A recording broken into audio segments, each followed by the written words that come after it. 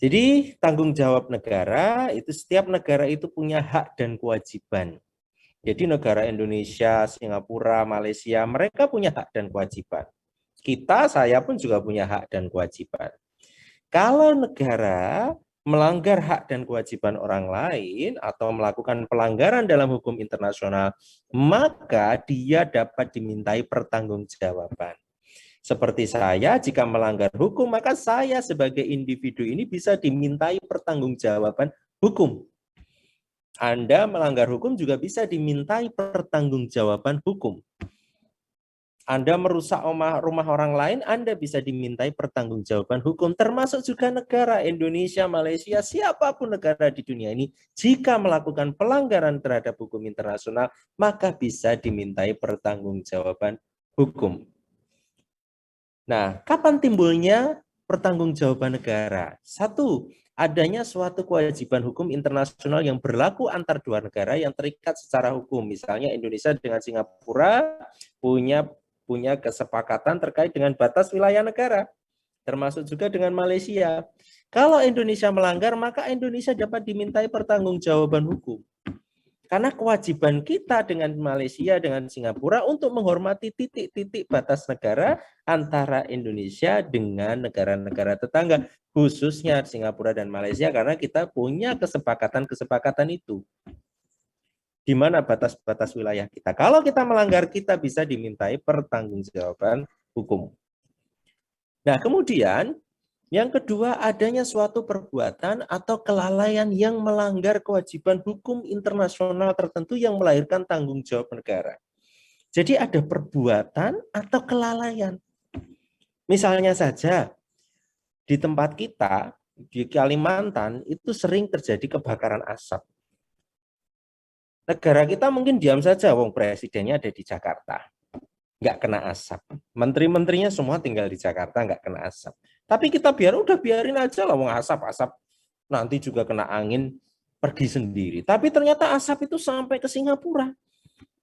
Singapura negaranya kecil, kena asap semua, pada akhirnya kemudian mereka merugi. Ada bayi meninggal, semua kena kanker paru-paru, asma, dan lain sebagainya. Sehingga Singapura bisa meminta pertanggungjawaban Indonesia karena kelalaian didiamin itu. Harusnya Indonesia itu kemudian melakukan tindakan-tindakan yang mana mencegah agar asap itu tidak kemudian meluas hingga sampai ke negara tetangga. Kalau sampai terjadi pencemaran lingkungan yang itu merusak kerugian bagi negara lain bisa meminta pertanggungjawaban. Jadi diamnya kita saja, itu bisa timbul pertanggungjawaban hukum. Jadi kita harus berhati-hati. Adanya kerusakan atau kerugian yang timbul dari pelanggaran atau kelalaian. Pada tahun 1979, Kedutaan Besar Amerika Serikat di Iran itu pernah dilempari batu sama demonstran anti-Amerika. Pada saat itu ada revolusi Islam Iran. Dilempari batu, dipecah, gedung kedutaannya didobrak, kemudian para diplomatnya itu pada ditutup matanya, kemudian diajak berjalan sampai ke bandara suruh pulang. Ada yang disakiti, ada yang disiksa seperti itu. Timbul kerugian. Kenapa? Karena gedungnya dirusak, orang-orangnya ada yang tersiksa, harus ke rumah sakit, maka negara Amerika Serikat bisa meminta pertanggungjawaban Iran, pemerintah Iran. Nah, di mana diatur? Diaturnya itu belum ada aturan yang mengikat. Kalaupun ada, itu masih dalam rancangan. Rancangan Komisi Hukum Internasional, International Law Commission Draft, pada tahun 2001, di mana dalam peraturan tersebut diatur bahwa jika ada negara melakukan internationally wrongful act, ini belum ada terjemahannya dalam bahasa Indonesia, tapi kalau saya terjemahkan dalam bahasa kita, itu adalah melakukan perbuatan melawan hukum secara internasional. Every internationally wrongful act of a state entails the international responsibility of the state. Setiap perbuatan melawan hukum internasional yang dilakukan oleh negara, maka itu menyebabkan pertanggungjawaban negara tersebut. Nah, state yang dimaksud di sini itu adalah negara pada umumnya dan negara-negara yang masih baru. Itu diatur di dalam pasal 2 konvenan, bukan konvenan, tapi draft rancangan Komisi Hukum Internasional. Nah, unsur-unsur internationally wrongful act. dapat dilimpahkan pada negara berdasarkan hukum internasional atau merupakan pelanggaran kewajiban terhadap hukum internasional, breach of an international obligation. Karakteristik tindakan negara yang merupakan international wrongful acts diatur dalam hukum internasional bukan hukum nasional, dan kerusakan atau kerugian bukan merupakan syarat. Pelanggaran terhadap kewajiban HI adalah inti kerugiannya. Pertanggungjawaban dapat dihindari dengan syarat-syarat tertentu. Nah, ini pelimpahan tanggung jawab negara. Kesalahan, pelanggaran, atau kelalaian itu bisa dilakukan oleh negara, organ negara. Misalnya, dulu pernah ada dua prajurit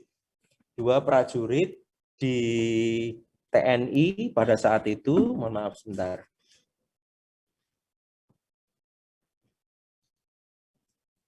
Sini, so.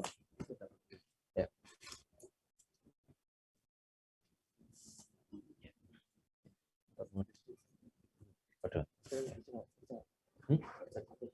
Ya.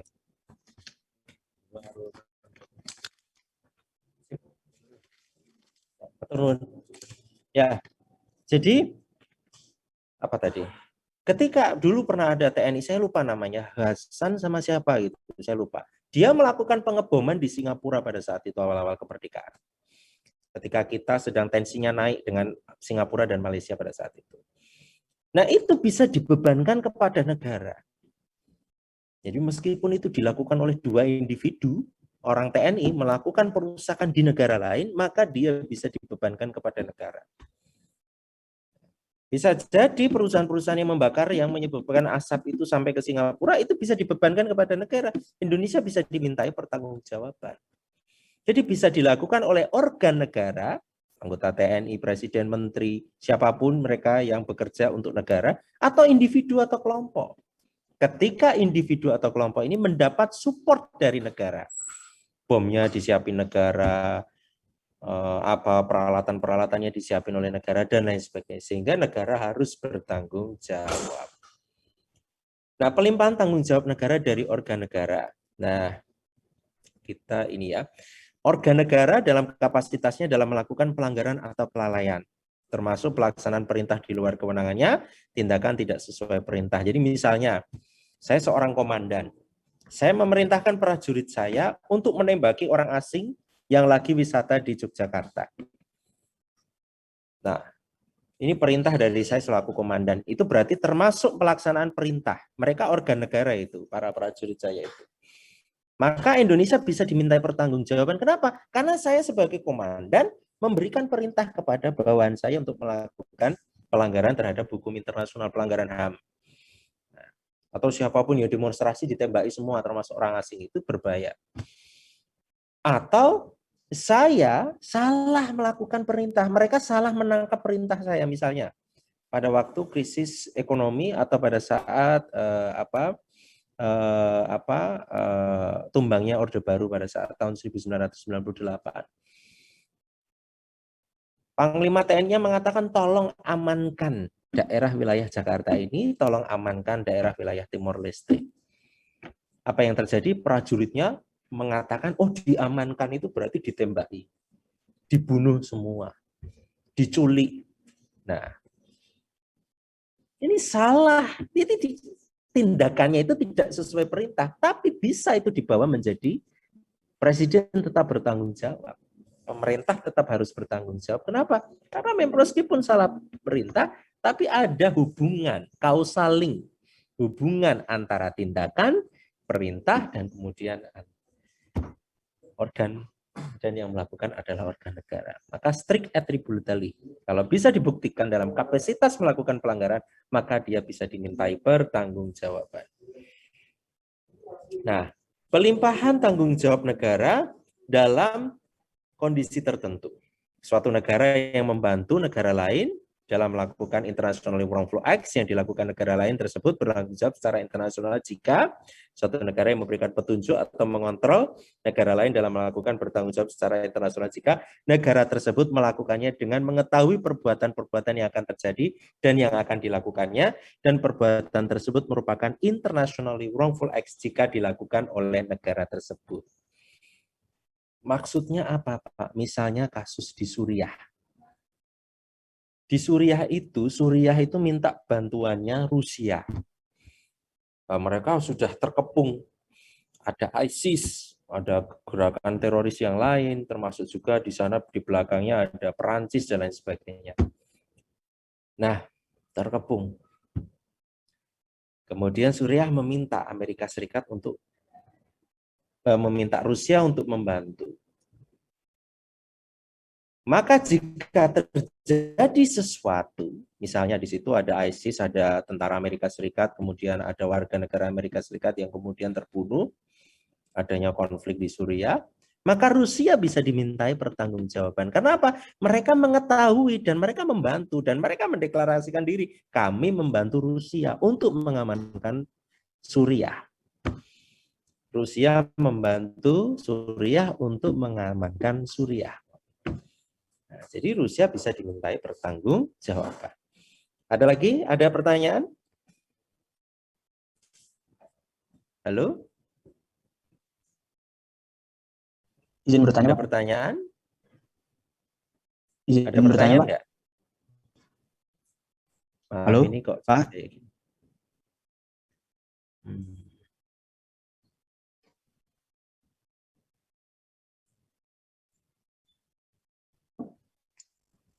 Oke. Nah, pelimpahan tanggung jawab negara dari Izin tindakan bertanya, Pak. individu atau kelompok, di mana individu melakukan tindakan tersebut atas nama negara. Oh iya, ada pertanyaan? Raden, silakan. Mau bertanya? Iya, Halo? Pak. Ya, Iya, silakan. Pak. Kalau misalkan dalam konteks hukum pidana itu kan pertanggungjawaban itu kan perluasan daripada kesalahan ya, Pak. Jangan kesalahan itu kan perlu dibuktikan gitu. Jadi kalau misalkan dalam hukum pidana itu kan kesalahan itu dapat dibuktikan bagaimana nantinya seseorang itu apakah nanti dapat dimintai pertanggungjawaban pidana atau dia tidak bisa dimintai pertanggungjawaban pidana karena ada alasan-alasan tertentu. Nah, yang ingin saya tanyakan, apakah dalam hukum internasional ini ada penghapusan pertanggungjawaban, Pak, negara? Nah, kalau misalkan dalam hukum pidana itu kan kita melihat ada penghapusan alasan pertanggungjawaban pidana. Jadi misalkan dalam keadaan tertentu seseorang itu tidak dapat dimintai pertanggungjawaban. Kalau misalkan pada hukum internasional itu alasan-alasan tersebut untuk penghapusan pertanggungjawaban itu ada atau tidak, Pak? Setahu saya saya bukan orang pidana ya, tapi saya mengetahui bahwa di dalam pidana itu ada pidana karena kesalahan, ada pidana tanpa kesalahan. Jadi misalnya karena kelalaian saja itu bisa. Misalnya saya mendiamkan rumah saya misalnya, saya punya rumah gitu ya, rumah saya itu 5 lantai. Kemudian di depan itu ada pohon-pohon misalnya seperti itu. Dan kemudian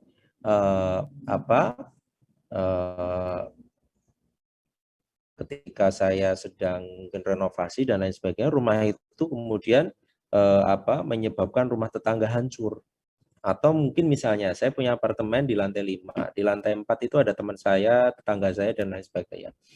Ketika kemudian saya lupa mematikan keran misalnya, airnya kemudian menyebabkan sampai ke bawah, itu juga bisa saya dimintai pertanggungjawaban. Ya, di dalam hukum internasional yang jelas harus dibuktikan yang namanya internationally wrongful act. Kesalahannya itu harus terlihat dengan jelas. Nah, kelalaian juga bisa menjadi internationally wrongful act. Seperti tadi yang saya jelaskan, membiarkan saja asap itu sampai ke Singapura itu juga bisa masuk dalam kategori internationally wrongful acts. Karena apa? Asap itu berasal dari Indonesia. Meskipun pemerintah kita diam-diam saja, kita bisa dimintai, digugat tanggung jawab atas kebakaran hutan tersebut. Begitu ya, Mas ya? Halo?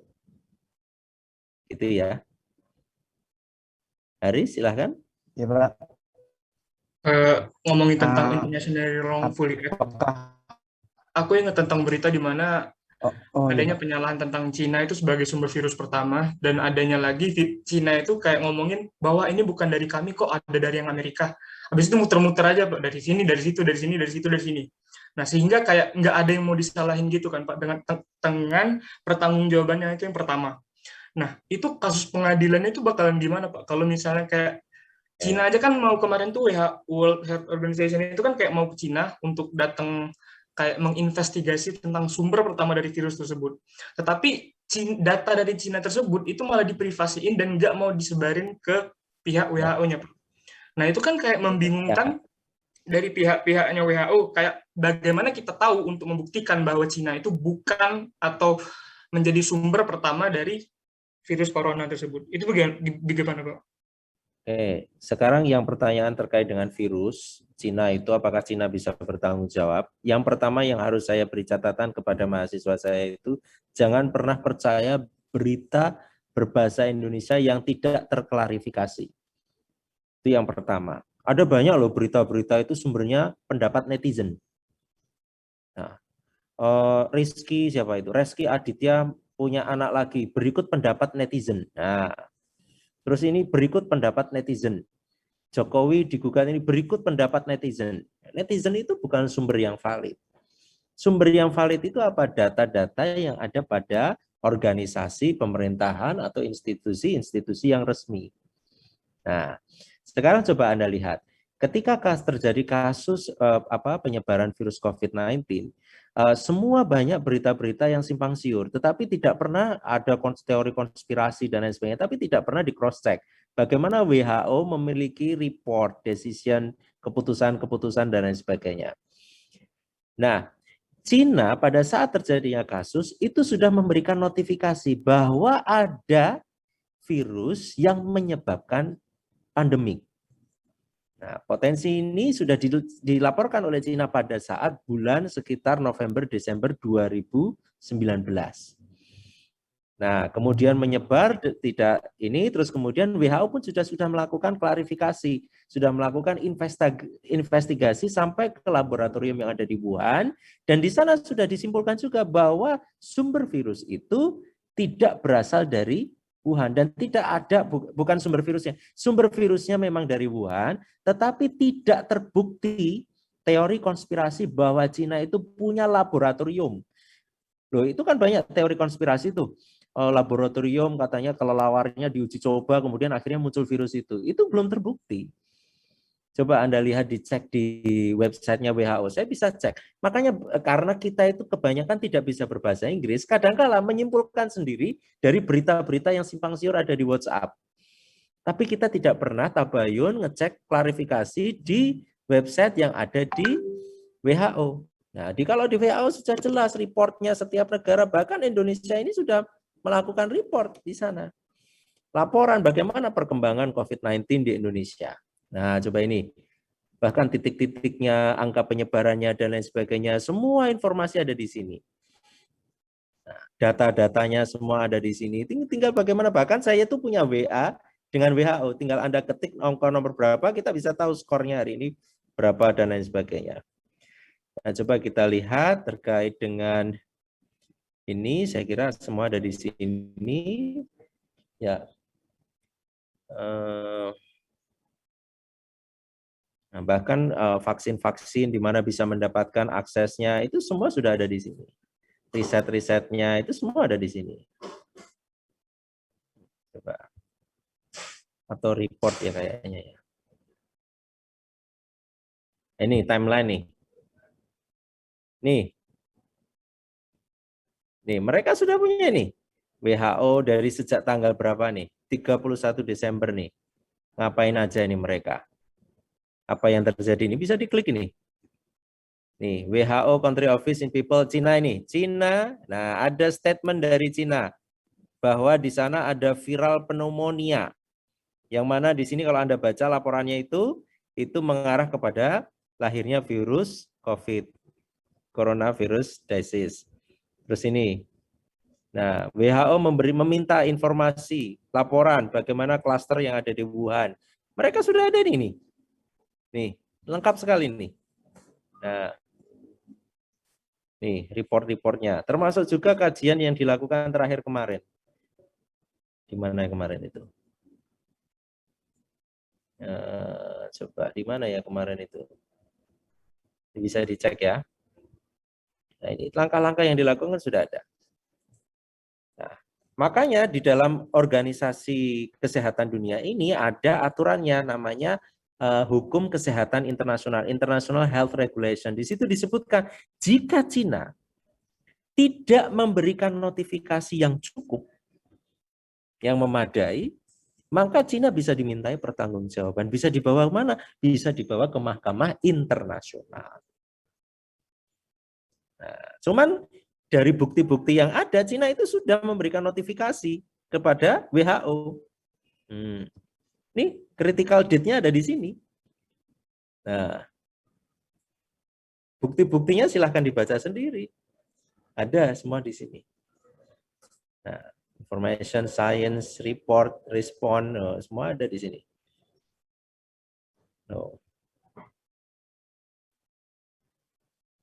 Nah, semua ada di sini. Nah, informasi ini memang semuanya dalam bahasa Inggris. Cuman kadang-kala kita lebih mudah membaca di WhatsApp, di Facebook yang belum tentu kebenarannya itu terjamin. Semua harus kiblatnya di WHO. Jika memang nyata-nyata itu berasal dari Cina dan Cina memang sudah di laboratorium itu betul ada, itu bisa dimintai pertanggungjawaban internasional. Tapi nyatanya tidak ada. Sudah dicek di sana nggak ada. Laboratorium khusus yang ada kelelawar itu nggak ada. 2020 saya pernah menyelenggarakan konferensi, salah satu sahabat saya itu ada yang ada di Wuhan University, saya undang, nggak ada, dia bilang nggak ada di sini. Cuman memang orang-orang Cina itu punya kebiasaan. Anda pernah ke Cina belum? Belum. Saya itu punya ke Cina. Kalau Anda datang ke kaki lima gitu, kalau ada di jalan-jalan kayak Malioboro gitu, apa yang mereka makan? Kelelawar dimakan. Jadi Anda pernah kan ke pedagang angkringan? Kalau di angkringan itu kan ada sate usus, sate telur gemak, ya kan? Kemudian ada sate ayam gitu kan. Kalau di Cina nggak hanya itu, ada sate ular, ada sate katak, ada sate, semua binatang di sate di situ. Sate kelinci masih mending ya. Cuman kalau saya ngelihat sate kelinci, sate kucing, sate anjing ada semua di sana. Nah, itu yang menyebabkan timbulnya virus corona disease. Karena kebiasaan-kebiasaan itu sehingga ada kontak antara binatang dengan manusia sehingga virus itu bisa yang seharusnya untuk binatang saja bisa menular kepada manusia. Begitu ya Mas Haris ya? Ya. Iya, Pak. Ya. Oke, kita lanjutkan materi kita.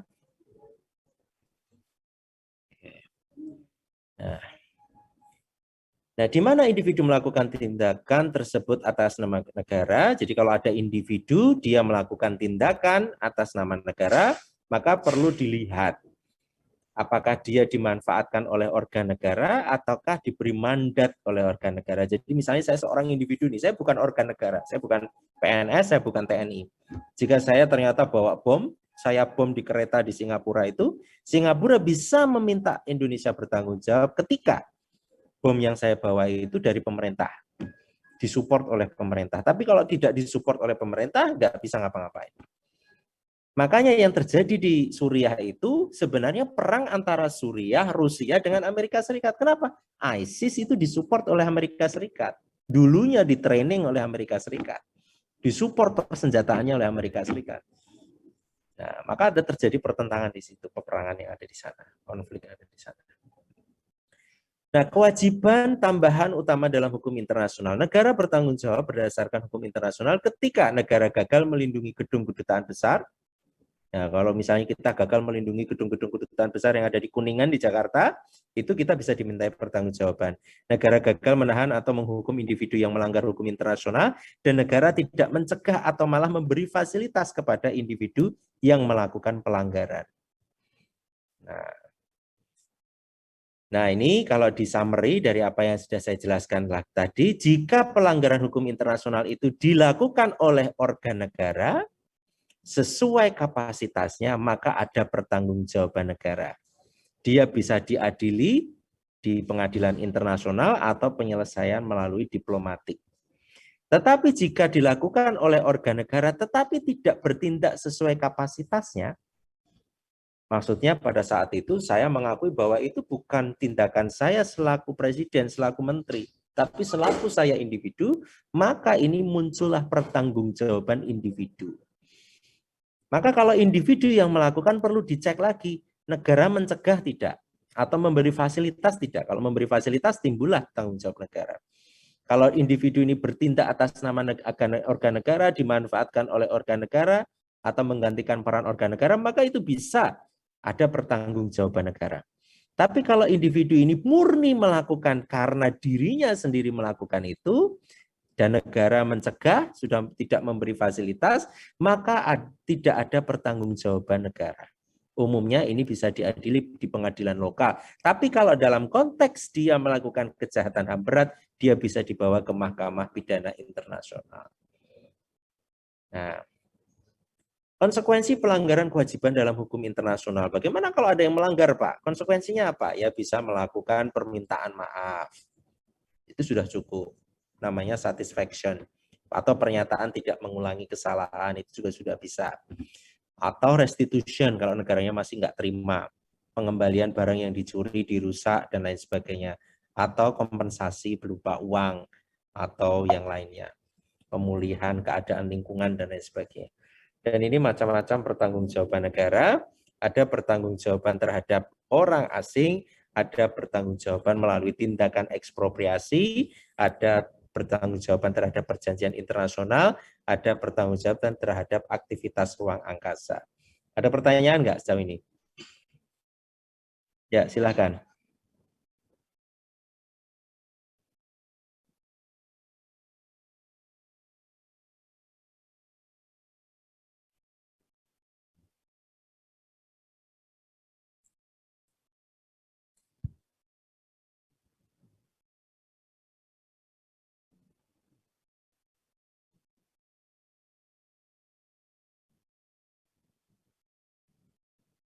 Warga negaranya apa? Warga negaranya Iran atau Irak? Hmm.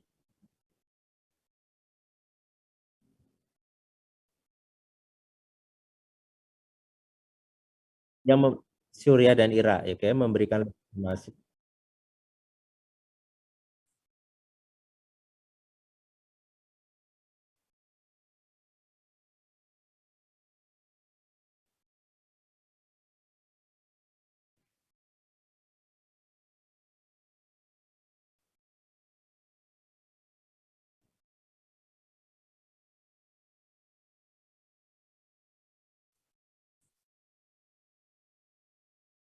Ya, kalau mereka bisa membuktikan bahwa orang-orang itu disupport oleh negara, misalnya milisi-milisi itu disupport oleh pemerintah Rusia dan Irak, dibawain bom lah, dibawain senjata lah, diberi uang lah, diberi akses lah, diberi fasilitas lah, apapun itu negara bertanggung jawab. Suriah dengan Irak bisa dimintai pertanggungjawaban.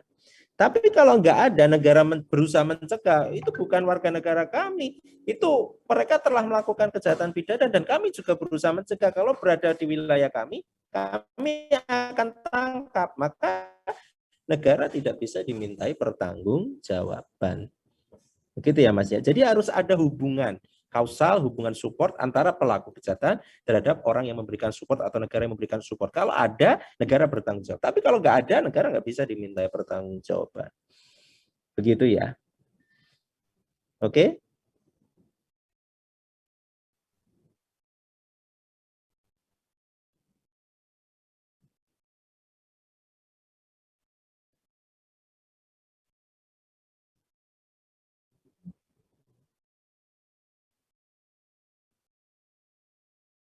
Ya.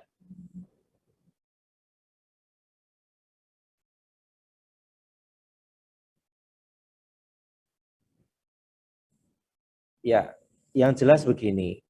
Apakah telah terjadi internationally wrongful act? Apakah telah terjadi pelanggaran terhadap hukum internasional? Yang mereka lakukan itu, para milisi-milisi itu ada pelanggaran terhadap hukum internasional enggak? Yang merugikan Amerika Serikat enggak? Itu yang pertama yang harus dicek. Dan yang kedua, apakah mereka yang melakukan itu mendapatkan support oleh negara, termasuk juga Iran? Itu yang harus dibuktikan.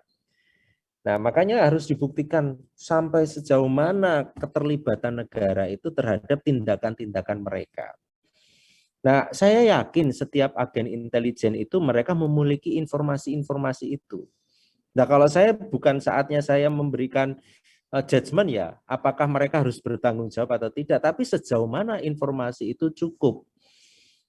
Sehingga kita bisa memberikan kesimpulan bahwa tindakan-tindakan mereka itu disupport oleh negara selain Iran. Begitu ya. Nah, jadi harus itu yang harus dibuktikan.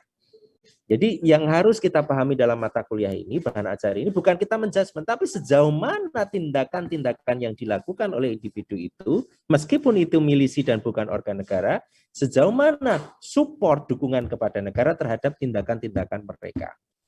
Begitu ya, itu yang paling inti. Oke, ada yang lain? Oke, nggak ada ya. Oke, nah ini bentuk-bentuk tanggung jawab negara. Kita cek satu persatu terhadap orang asing. Jadi kalau misalnya di negara kita ada perlakuan buruk terhadap orang asing yang ada di negara kita bisa dimintai pertanggungjawaban negara. Misalnya ada pengingkaran keadilan, pengambilan harta benda mereka secara tidak sah, kegagalan untuk menghukum seseorang yang seharusnya bertanggung jawab terhadap serangan yang ditujukan kepada pihak asing, kerugian langsung yang disebabkan oleh organ negara, itu kita bisa dimintai pertanggungjawaban terhadap warga negara asing yang ada di wilayahnya. Ekspropriasi misalnya, kita kan ada Shell Company di sini, ada Chevron, ada perusahaan-perusahaan asing di sini. Kalau tiba-tiba kita nasionalisasi, maka kita dimintai pertanggungjawaban negara. Karena apa? Menurut resolusi Majelis Umum PBB, kalau kita mau menasionalisasi perusahaan-perusahaan asing yang ada di Indonesia, Freeport mau kita nasionalisasi, kita ambil orang-orangnya, kita suruh minggat semua, itu kita harus mengganti rugi dalam bentuk prompt, adequate, expected, cepat, sesuai, memadai. Intinya seperti itu.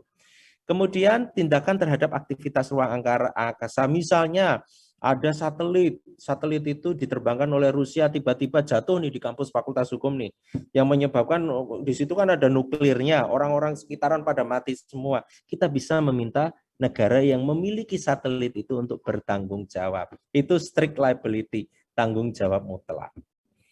Ada pertanyaan? Izin bertanya, Pak. Silahkan. Sebagaimana tadi Bapak sebutkan kan pengambil alihan atau nasionalisasi properti, misalnya seperti salah satu contohnya adalah Freeport, terus habis itu juga kalau misalkan kalau saya nggak salah itu salah satunya pun juga Carrefour itu pun juga dimiliki oleh orang yang semulanya itu milik Prancis, kemudian dimiliki oleh salah satu pengusaha di Indonesia kalau nggak salah namanya Akbar Tanjung kalau nggak salah, kalau misalkan saya nggak salah Pak. Nah, yang menjadi pertanyaan saya, kenapa hal-hal tersebut harus dimintai ganti kerugian, padahal sebagaimana kita ketahui negara tidak memberikan suatu kerugian terhadap perusahaan-perusahaan yang dinasionalisasi tersebut, Pak. Begitu dari saya, terima kasih. Maksudnya siapa tuh yang mengambil perusahaan Carrefour itu di Indonesia? Saya nggak dengar ya, nggak pernah dengar ya itu ya, kasus itu ya. Saya agak lupa Pak, itu kasus tahun berapa Pak itu Pak. Saya juga udah agak lupa berita. Siapa Tanjung tadi? Tanjung siapa? Khairul Tanjung. Khairul Tanjung Pak. Ya Pak, mohon maaf. Sebentar ya, saya coba cek beritanya. Carrefour, Khairul Tanjung. Saya belum pernah dengar. Oke, ini akuisisi ya. Oke, gini. Kita bisa menguasai perusahaan asing itu dengan dua cara. Cara yang damai, ada cara yang tidak damai. Ya. Kemudian, kalau cara yang damai itu kita beli sahamnya. Sahamnya itu betul-betul kita beli. Nah, yang dilakukan oleh Khairul Tanjung itu kita beli saham, dibeli sahamnya oleh Khairul Tanjung. Kalau itu boleh, karena apa? Ada keuntungan yang masuk di Carrefour. Iya enggak? Bentuknya merger, akuisisi, atau yang lainnya itu boleh. Karena itu aktivitas bisnis. Cuman kalau pemerintah Indonesia tiba-tiba langsung kita perintahkan TNI masuk ke Freeport. Orang-orang asing yang ada di Freeport suruh pulang. Kemudian manajemennya kita kelola. Anda tahu di Jogja ini pernah ada pabrik gula milik Belanda namanya Madukismo. Itu dikuasai, dinasionalisasi oleh kita. di daerah Purworejo itu sepertinya ada. Kalau dulu ada namanya perusahaan Tobacco Bremen, itu juga kita nasionalisasi. Nah, waktu kita awal-awal merdeka itu banyak yang kita nasionalisasi. Nah, cuma dalam konsep hukum internasional, nasionalisasi itu harus mengikuti prinsip itu. Apa? Prompt, adequate, effective. Begitu ya, Mas Anugrah? Tapi kalau dalam bentuk Mas Anugrah sekarang punya 100 M, mau dibeli itu perusahaannya siapa punya Pertamina-nya Malaysia itu namanya apa? Apa Petronas, namanya? Pak. Petronas. Petronas mau kamu beli tuh 100 M, dah aku punya kekayaan 100 M, Petronas mau saya beli, silakan. Itu keuntungan bagi Petronas kalau dia mau jual. Kalau dia nggak mau jual, tiba-tiba Mas Anugrah sebagai ini minta presiden, telepon presiden, ayo kita kuasai Petronas, ayo kita wah itu nasionalisasi. Kalau nasionalisasi itu boleh, tapi dengan memberikan ganti kerugian. Begitu ya. Oke. Ada yang lain? Terima kasih, Pak. Ya. Oke, saya buka absennya. Silahkan kalau mau. Nih. Ya, silahkan. Untuk kelas G dulu ya ini ya.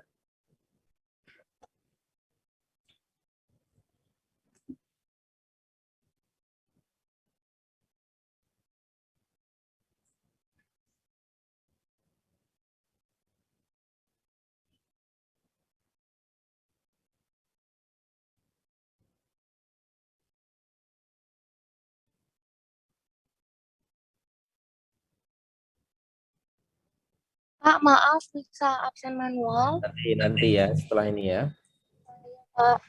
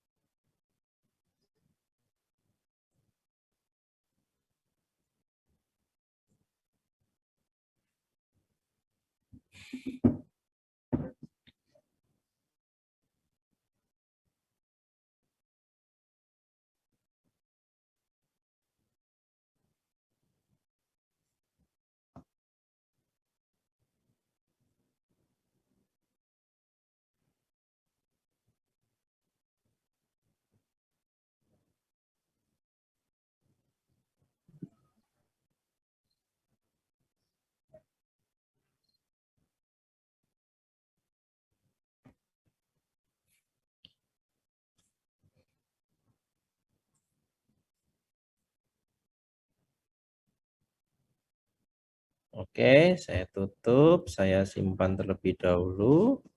Oke, silakan yang ada masalah belum bisa absen kelas G dulu ya. Untuk nulis di kolom chat nama dan nomor induk mahasiswa. Silakan. Satu persatu ya. Oke, selanjutnya. Enggak ada yang lain? Sandia. Ada yang lain? Nah, enggak ada ya. Oke. Zulfikar. Ada yang lain? Oke, kalau enggak ada, kita masuk ke kelas H. Oke. Pertemuannya ke 20, kita tinggal masih satu kali pertemuan lagi ya. Oke. QR code. Saya buka 2 menit. Silahkan. Kelas H ini.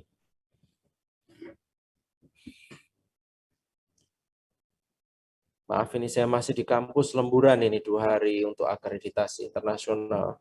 Kalian kangen nggak kampus ini? Saya di lantai 3 nih. Nah, kalau belum pernah ke kampus ya, ini masjid ini. Ini lantai 3 itu PKPA sebelah sana, ini ruang sidang ini. Cuman saya sedang di luar ini. Nah, teman-teman kemarin saya ke kampus Pak, kemarin Pak. Oh, alhamdulillah ke kampus. Ya. Ya kalau sudah pernah ke kampus gampang, belum pernah ke kampus ini. Siapa tahu.